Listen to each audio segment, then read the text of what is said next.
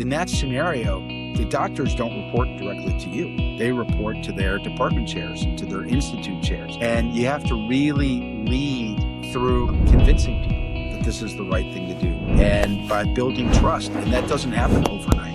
And as you know, many times as surgeons, we're not always the most patient people. We see a problem, we want to solve it right away, but you can't always do that. You've got to put in the time, you've got to put in the effort to build that trust over time with your colleagues so that they do trust that what you're doing is genuinely in the best interest of the organization, the best interest of the patients. So learning how to lead in that fashion, I think, is important, and it takes time and it's challenging.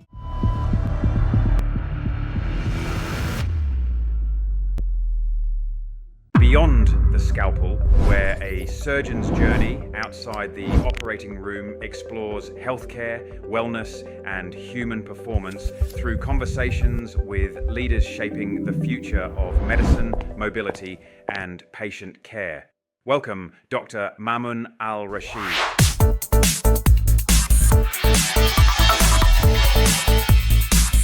Welcome, Ari.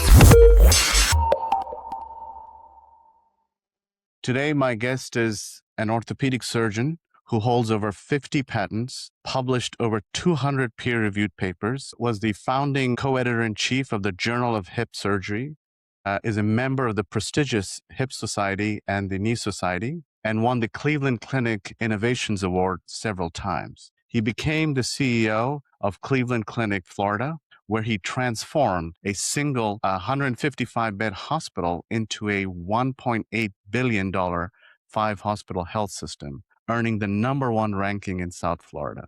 And if that was not enough, he then embarked on a mission to transform how musculoskeletal care is delivered across the entire country, leading the national shift from volume-based to value-based MSK care as president and chief transformational officer of HOPCo, Healthcare Outcomes Performance Company. He's a surgeon, an inventor, a scholar, an executive, an entrepreneur, one of the most compelling minds in today's American healthcare. Dr. Wael Barsoum, welcome to Beyond the Scalpel. Wow, thank you so much. I'm just gonna forward that introduction to my dad. He'll be so proud of me. Oh, deserving. You're so deserving of it, every bit of it. Thank you very much. That's very kind of you. Thank you for having me, Dr. Al Rashid. It's really a pleasure and an honor to be here and to join you. So thank you for taking the time to talk to me. The honor is ours, Dr. Barsoum. So before the famous Dr. Barsoum came into being, take us back a little bit. Who was the young Wael Barsoum? What was his characteristics? Were there any special people in your life, special experiences that shaped you into first a calling into medicine and then evolved into the leader that you are? Yeah, that's a great question. So the obvious answer is my father, who is a retired anesthesiologist, wonderful human being, being raised in a household where your father or your mother is in medicine.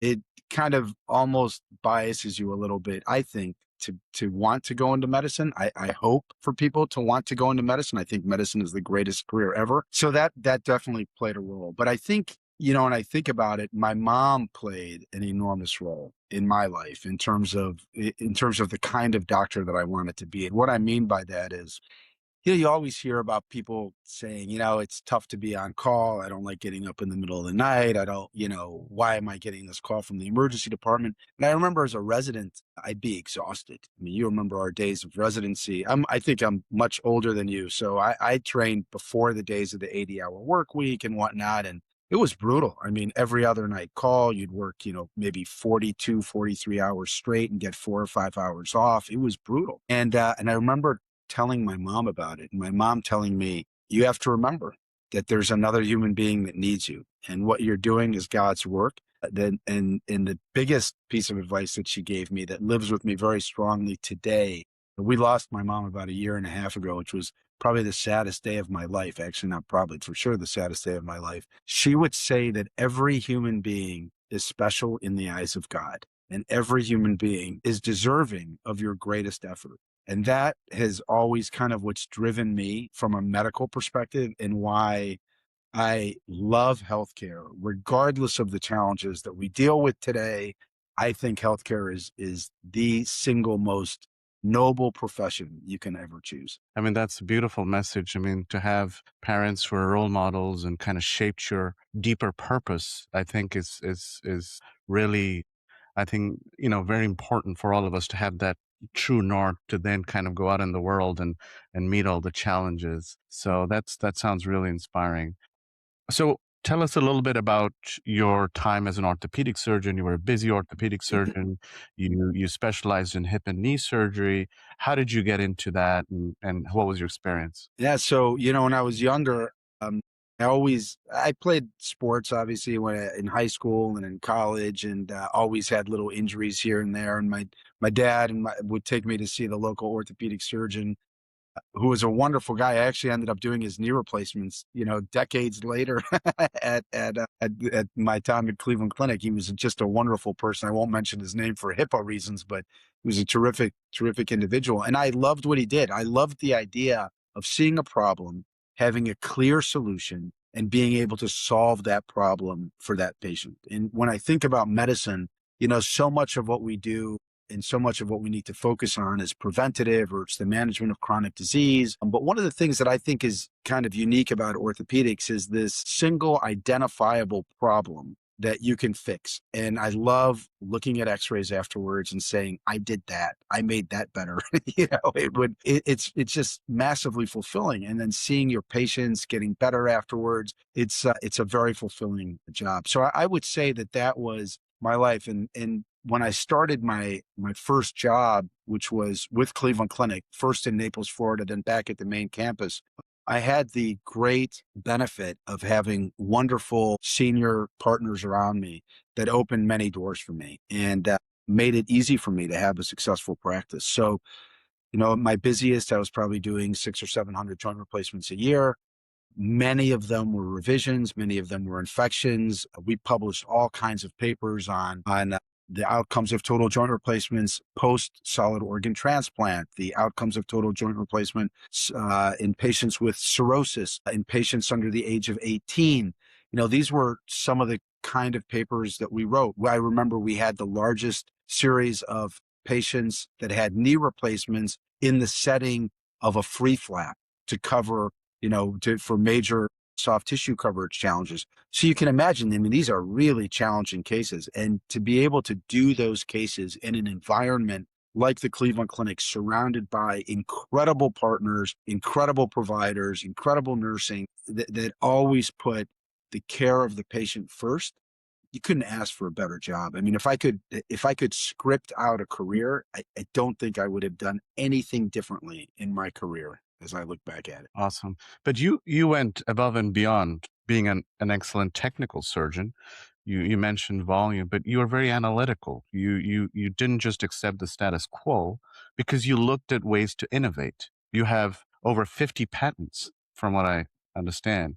Tell us a little bit, give us a window into how your mind kind of veered out and to try to innovate and improve what we currently have. Sure. I think it kind of goes hand in hand with being a problem solver, which I think many of us in the orthopedic world are. I see many of your cases on LinkedIn that you present on there, and the creativity that we have access to is just awesome, right? These big revisions, and you're thinking, should I use an allograft? Should I use a tumor prosthesis? How should I reconstruct this? We clearly have guidelines, but the ability to be creative and be better at what we do, I think, is exciting. When you do complex cases, you have the access to the cases. At a place like Cleveland Clinic, we had a machine shop at the clinic. We would take instruments down to the machine shop. We would alter the instruments. We'd take them upstairs, we'd sterilize them, and we'd bring them right in the operating room, and we'd use them. It was awesome.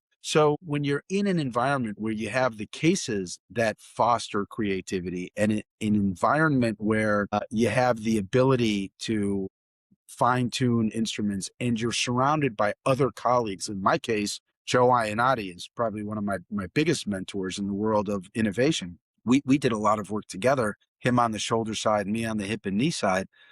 And it was great. I mean, it was a lot of fun to work with people that wanted to innovate alongside you in an environment that fostered that sense of innovation to make things better. And then to be able to actively see a problem, innovate around it, and then do a clinical study to determine, did you actually do good for these patients, and then report on that. That's pretty exciting, right? To have that ability to wrap it all into one, I think is very exciting. And that's the scholar and the investigator who's looking for clinical evidence and always looking to drive and improve patient outcomes, right? Which is what sort of part of our training teaches us to do, to have a scientific mind, a curious mind. But Dr. Barsoum, tell us a little bit about how easy is it for a clinician these days to who want to innovate, but to also navigate around this very complex compliance and regulatory landscape? Yeah, look, I think first and foremost,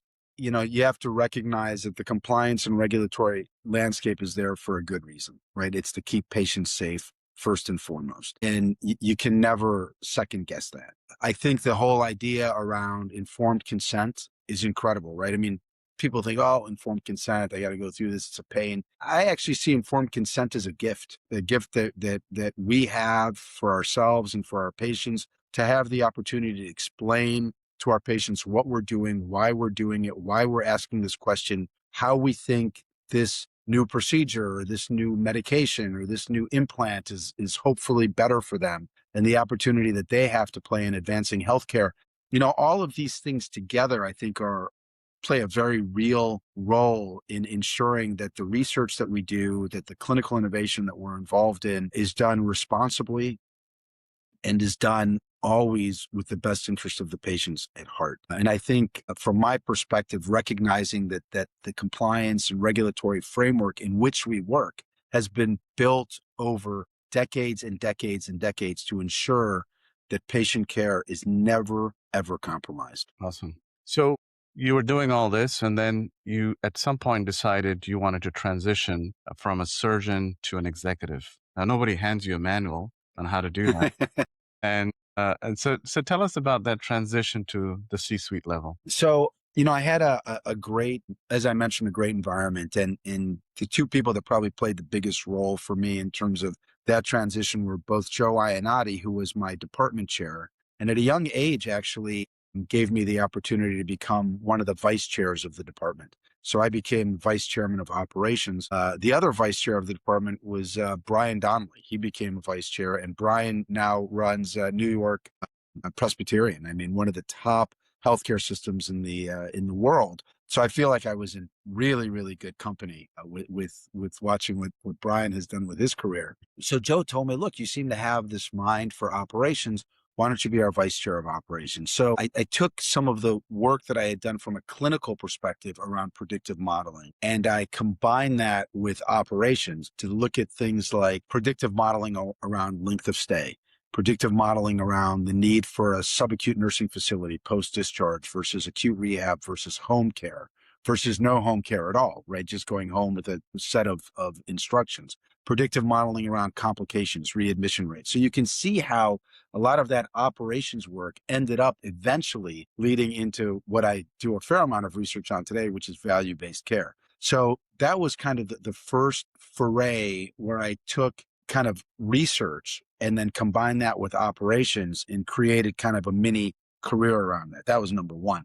The other person that played a very big role is Dr. Joe Hahn. Joe Hahn, when I first met him, was the chairman of neurosurgery at Cleveland Clinic. He then became the chief of surgery when I came back on staff, and then eventually became the chief of staff, which is in the Cleveland Clinic world is kind of the lead doc, right? The person that runs the entire clinical enterprise of the organization. And Joe Hahn gave me all kinds of opportunities. He said, look, why don't we have a leadership program around being a surgeon leader. So why don't you take this? In that program, I learned finance, I learned strategy, I learned the importance of quality, patient experience, all of these types of things. And then he asked me, along with Mark Harrison, you may know that name. Mark became the CEO of Cleveland Clinic Abu Dhabi, and then the CEO of Intermountain Healthcare, an absolute magnate of incredible healthcare and value-based care throughout the western part of the country. And they asked me if I wanted to run surgical operations. So surgical operations was, I would tell you honestly, probably the best job in the healthcare system. It was a great job. It was $1 billion budget. It was running all things in the operating room: supply chain, nursing, people, quality, compliance, being ready for Joint Commission, for surprise visits from, the State Department of Health. It was great. Looking at efficiency, cost of care, cost per case. And then we had a very strong DIAT system at Cleveland Clinic where you would work with an administrative leader. I didn't have an MBA, but I learned so much of the business side of healthcare through incredible minds that I got to work with in that area. So Lindsay Munns, who today runs a large risk-taking primary care group on the East Coast; Ozzie Delgado, who became my chief operating officer at Cleveland Clinic, who's a pharmacist but has his MBA. I learned a lot from these guys, and recognizing kind of what we're good at as physicians and what some of these folks with strong clinical and business backgrounds bring to the table. That combination really opened a lot of doors for me. Amazing. So let's kind of hone in a little bit more about now. You take on the helm of the ship. You're the captain of the ship. You're the CEO of Cleveland Clinic, Florida, and it was a single hospital. But then you, with your sort of determination and great strategic leadership, grew it to a much larger scale, multi-billion-dollar, big multiple hospital health system, all within Florida. And I mean, it's amazing. You shared that you were kind of really rolled your sleeves and got into the nitty-gritty of operations. But from a leadership strategic point, how did you go into that expansion and scale that operation? Yeah, so I mean, I think it was a few things. Number one, my feeling was the Cleveland Clinic has always been an amazing organization and had its reputation as a top-notch tertiary quaternary care center. Now, in Northeast Ohio, we run lots of great community hospitals as well. But when I say Cleveland Clinic, when I say Mayo Clinic, when I say Hopkins, you think about, man, this is where the sickest of the sick go. When I first came to Florida, I felt like we had a outstanding community hospital, but to some degree, that wasn't really aligned with the identity of the Cleveland Clinic. The Cleveland Clinic identity was all around tertiary and quaternary care. So although we were great at community care and candidly had the talent for tertiary and quaternary care, it's not necessarily what people looked at us for. So my view was, this is what we need to do. This is what we need to focus on. So I went back to Cleveland. I spoke with Joe Hahn and Toby Cosgrove, and I said, we've got two options. We can either really invest in making this a world-class tertiary quaternary care hospital, or we should probably just get out of Florida. It just doesn't make sense. It's a highly competitive environment. You're competing with some world-class community healthcare systems. We've not really created our own identity here. It just doesn't make sense. And as you know, in Southeast Florida, it's hard to compete when it comes to rates, right? This is a very compressed market when it comes to getting paid. So it was hard. So they said, okay, we'll do that. We'll make the investment. We think you're right. I got to partner with our chief strategy officer for the healthcare system, come up with some really great partnerships with Martin Health, with Indian River Healthcare System, at that time, Boca Regional. And we kind of all set out together to create a large clinically integrated network and improve the quality of care and decrease cost across Southeast Florida. As we started to do that, we all started becoming closer with one another. A lot of trust was created amongst the CEOs of these healthcare systems and a desire to work more closely together. As that happened, we looked at our operations. We would all help each other. I was lucky in that I could bring the power of the Cleveland Clinic healthcare system to the table and help, my partner organizations, and candidly get a lot of advice from them on practicing here in Southeast Florida. And with that combination, I think of kind of a mind meld between all of these organizations, we decided over time that we would be stronger together. And that's when the Martin Health System joined us, Indian River joined us, and then, almost overnight, we went from being a $600 million healthcare system to a nearly $2 billion healthcare system. But again, very well thought out, a very strong integration plan that was led by Buket Huber, who was our chief integration officer, Ozzy Delgado, our chief operating officer. These folks did a phenomenal job around the integration and the operations of these healthcare systems. Then, of course, bringing in our quality and our patient experience folks and genuinely wanting to learn from one another, right? What did Martin do better than us? And how could we integrate that? And how could we make ourselves better by following the Martin playbook in certain areas or the Indian River playbook in certain areas?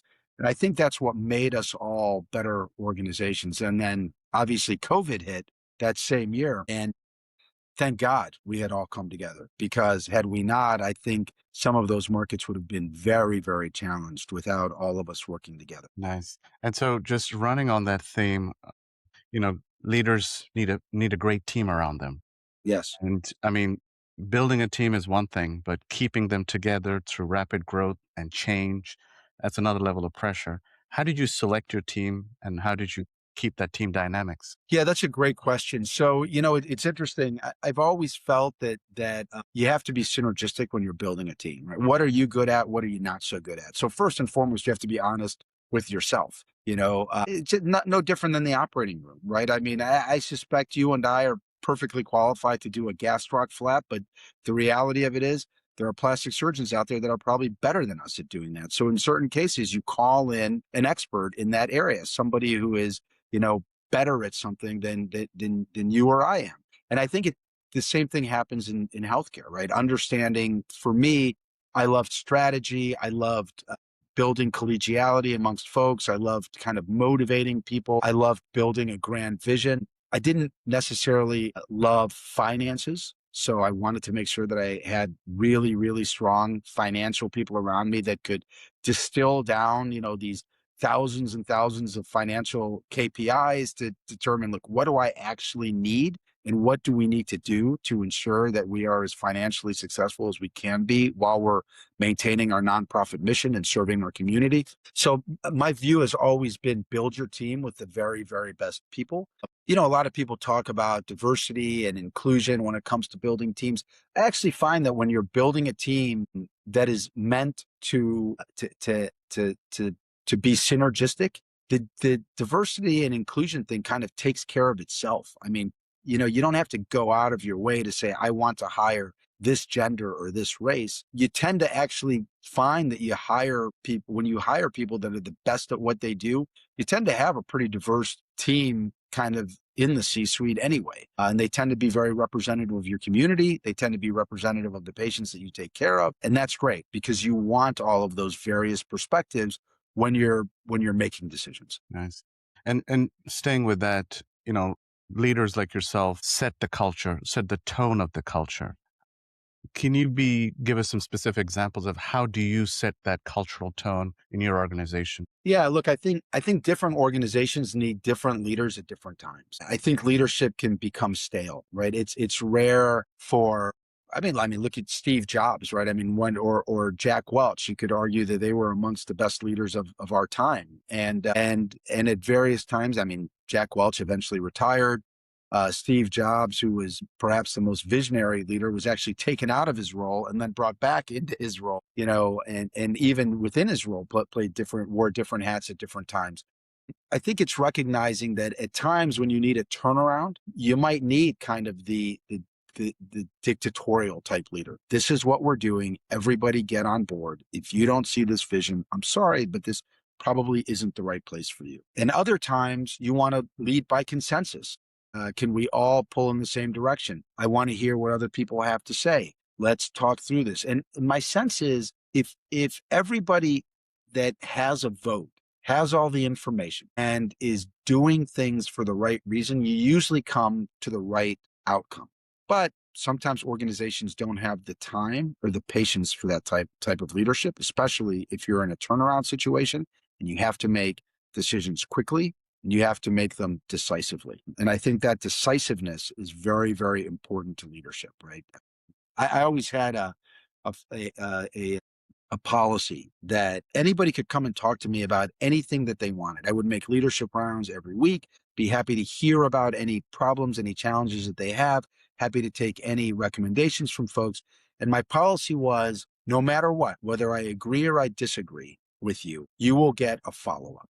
So if you come to me and you say, listen, I think that our policy ought to be that we should see more patients or fewer patients every day because of a quality issue or a patient experience issue, say, okay, let me look into it.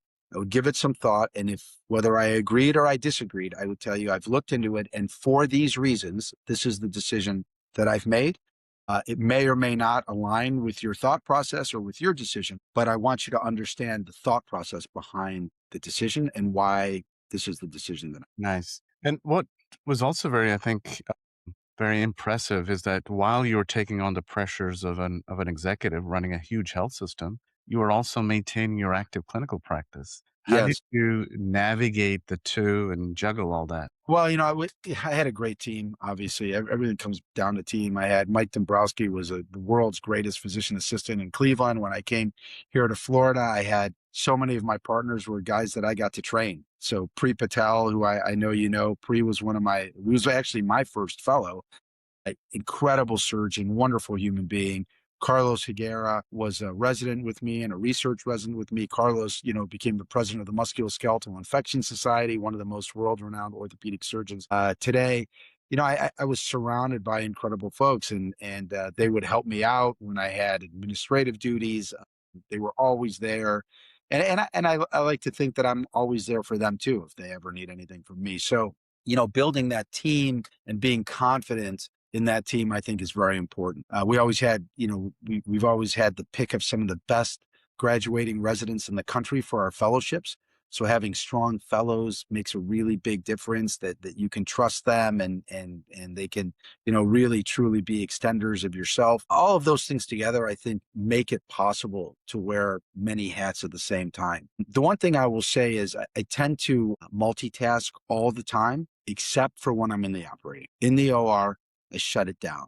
Unless there's something massive going on, I don't want to hear about it. I don't want to deal with it. I want to put all of my focus on that patient during that time. Yeah, I mean, focus, that's the key there, because performance is all, related to the focus. That's awesome to hear that. So let's dive into a little bit more of some of the challenges that a leader may face. And I think that, all of us going through life, whatever our role may be, adversity, challenges, I think is a great teacher. And we either shine or we fall. So if you could take us through some of those challenges that you faced as a leader. I know you were captain in Cleveland Clinic, Florida during the COVID pandemic, and you referenced that earlier. Tell us through some of those tough calls, those challenges, and how you navigated that. Yeah, look, I mean, for me, coming down to Florida from Cleveland, I would say the first thing were like dealing with hurricanes. I never really realized what it took to have a hospital ready in a hurricane, right? I mean, you're bringing in caregivers. Many of these caregivers have families that they're worried about. They have pets that they're worried about. We would set up a makeshift pet shelter in one of our buildings. So when people would come, if you were coming in and you were going to be hunkered down in the hospital, your family could come and your pets could come. And we would have places for everyone to sleep. The pets would be safe. That way you could focus on the care of patients, understanding kind of supply chain challenges during those times. Kind of some of the same things we dealt with COVID. I remember thinking, look, if we're overrun with patients that need care, that need ventilators, do we have enough ventilators? Making sure a supply chain was set up, coming up with partnerships with hotels in the area to say, if our hospital is overrun, we are going to need your rooms. We will put nurses here in your hotels and physicians in your hotels and respiratory therapists here to make sure that we're able to take care of them.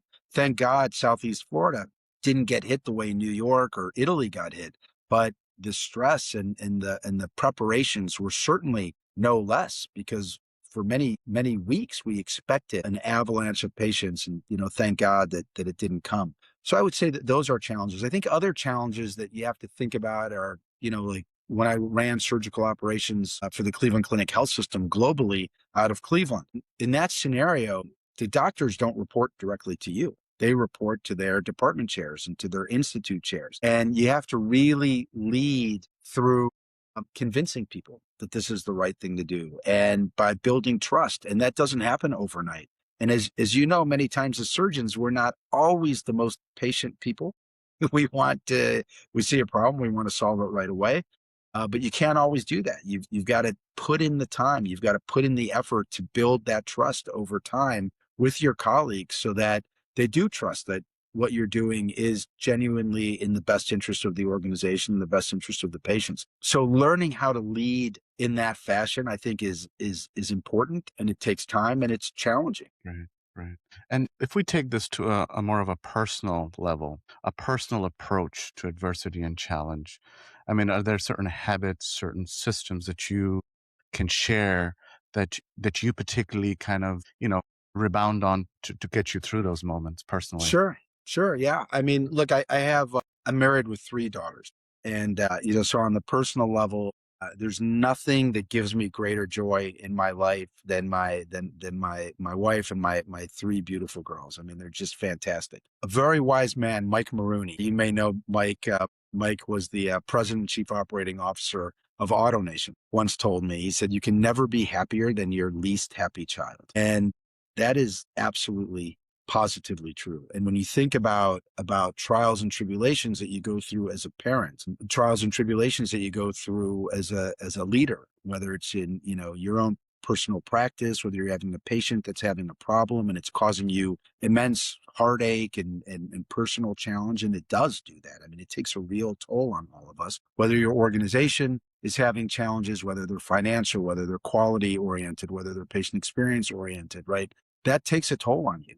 But recognizing that, that you can separate logic from emotion, right? That with time, with effort, solutions exist. That it may take time, whether it's one of your kids going through a tough phase in high school and recognizing that it will pass and they'll get over it and they'll be happy again. Whether it's again that patient that ended up with a septic joint replacement after you did everything right and you got to take them back to the OR and wash them out. How do you have that conversation?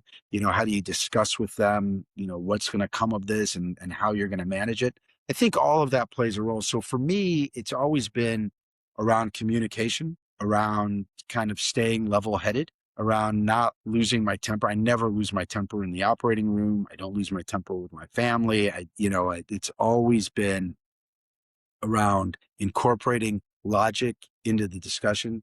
And then the last thing I would say is listening. Sometimes when things are going bad, what a lot of people want is just for you to listen and care. And it's always amazed me how many patients I've seen. I'm sure you could probably say the same thing, that have had, outcomes that were okay. I mean, not bad. They maybe had their knee or their hip replaced somewhere else, and you look at their x-ray, their x-ray looks like it's done pretty well. You examine their joint and it feels pretty good, but they say, this isn't what I expected. It's not what I wanted. And when you listen to them and you talk to them, they say, well, my doctor would never listen to me. He or she wouldn't come in and spend time with me and explain to me. I just felt like they didn't care. Many times what people want is to know that there's somebody that's there advocating for them, that's willing to listen, that is willing to kind of share their challenge and share their pain. And it makes them feel better, and it makes them feel like this issue is not insurmountable. So that's what I would say is kind of my solution for them. No, that's great advice. Great advice. And I think what you touched upon in terms of patient care, that all too often because of time constraints, is the show of empathy for our patients. I think Yeah, that's so important to absolutely. establish that communication relationship. Thank you. So, well, let's go into the current chapter of your career, which is a very small task of changing MSK across this country. So you've embarked on a mission with HOPCo as its president to basically change the concept of volume-based MSK to value-based. Can you expound on that a little bit for our audience? Yeah, look, I mean, throughout our careers, we've been hearing about value-based care for 20 years, right? Shifting from volume to value.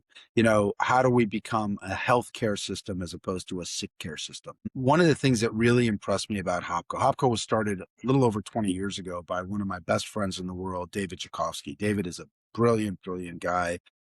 Probably the single smartest human being I've ever met. He's a Mayo Clinic, a Hopkins trained musculoskeletal oncologist. that 20 some years ago called me when I was a youngster at Cleveland Clinic and said, why don't you come with me? We're going to start this business. We're going to really focus on value. We're going to partner with healthcare systems. We're going to partner with insurers. We're going to take risk. And we're going to start a practice from scratch in Phoenix. I said, David, you nuts? But who leaves the Mayo Clinic and the Cleveland Clinic for this crazy idea that you have? And he said, well, you'll see, it's going to work out great. And in truth, it has. I mean, he's built a business, a company that really is focused on doing the right thing every time for patients, making sure that patients get the right care the first time. When you look at variation in care across the country, look at something as simple as spine care, right? You see one spine doctor, they tell you you should get an epidural injection. You see another spine doctor, they tell you you should have physical therapy. You see a third one and say, oh, you shouldn't do anything. This will go away by itself in 6 weeks. You see the fourth one that says, well, we need to do a multi-level decompression infusion, right? I mean, it shouldn't be like that, right? There should be science, not gestalt, driving, the clinical decisions that we make. And that's really what HOPCo was built on, was building kind of initially a private practice in Arizona, which is now the Core Institute, one of the largest musculoskeletal practices in the United States, to what has now become the largest value-based musculoskeletal management company in the United States. Today, we're in 31 states. We're in 8 countries. We manage musculoskeletal practices. We own a hospital. We have ownership in 14 or 15 surgery centers. We take risk from insurance companies on the delivery of musculoskeletal care. We build clinically integrated networks. We provide scorecards for our patients and for our providers in our clinically integrated networks. We pay out bonuses based on savings and quality improvements. So all the things that everybody talks about, what I love is we're actually doing. And candidly, we're doing really, really well. Lots of lessons learned along the way. David will joke that he thought he would be on the leading edge of value-based care. He was on the bleeding edge of value-based care because I'm not sure that people really believed that we could do it.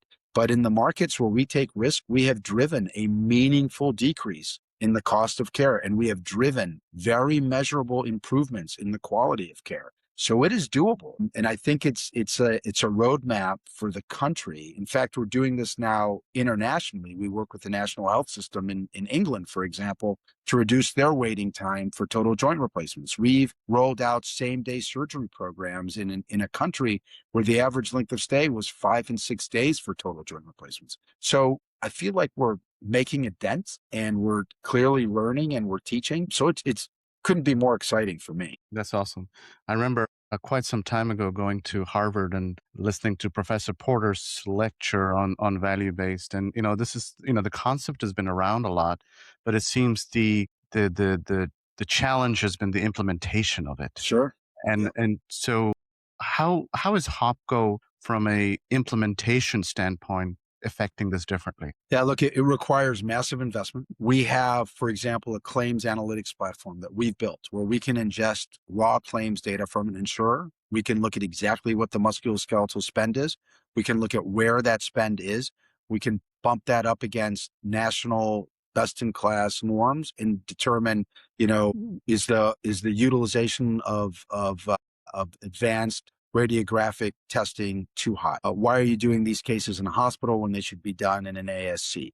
Right, looking for those types of things. The ability to manage clinician performance, clinician decision making with coaching, with dashboards, with real data. As you know, as soon as you show a clinician, a surgeon especially, data that isn't accurate, it's the last time they will take a meeting with you. Right? I mean, the data has to be absolutely clean, absolutely accurate. And because we're a physician-led organization, that's the language that we speak, right? I mean, we won't share data unless we're 100% sure about it. So our digital backbone for everything we do, whether it's in the practice and the healthcare systems that we partner with, in the value-based care world, it is all designed to be very transparent, very objective, and very data-driven. And it's not easy. It's been a 20-some-year journey to get to this point. It has been hundreds and hundreds and hundreds of millions of dollars of investment.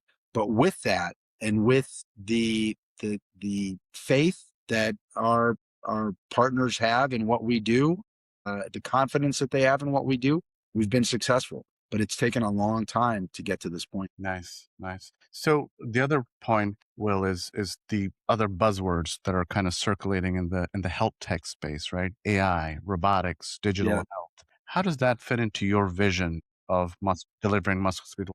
Yeah, so look, I would say this. It's funny. I was speaking at a MedTech conference a couple weeks ago, and I asked the audience, how many people here have confidence in their doctor, have confidence in their nurse practitioner, their PA, their physical therapist? How many of you feel confident that the care they're providing to you is really good care? Every hand went up. Then I said, how many of you like accessing our healthcare system? Nobody's hand. Nobody likes accessing our healthcare system. It's difficult. It's difficult to access. I never pay the first bill I get because frequently it's wrong.